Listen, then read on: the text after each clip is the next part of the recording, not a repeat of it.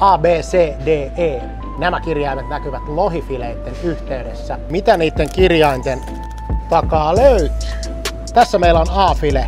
Tästä on poistettu kylkiruoto. Vatsaevä on jäljellä, vatsarasvat on jäljellä, kalassa on vielä lihasuorat jäljellä. B-file eroaa A-fileestä vaan siltä osin, että fileestä on poistettu vatsaevä. Ja sitten siirrytään C-fileeseen, C-leikattuun fileeseen, joka on ensimmäinen täysin ruodoton lohifilemalli. D-file eroaa C-fileestä siten, että kaikki näkyvä rasva poistetaan. Helminauha täältä kalasta, joka on siis jäänyt tuohon selkäruodosta. Mitä pidemmälle aakkosissa päästään, sitä enemmän kalasta on poistettu painoa ja E-leikatusta kaikkien edellisten lisäksi vielä kalan nahka. Ei muuta kuin tervetuloa laadukkaille kalaostoksille K-Supermarket Triplaan.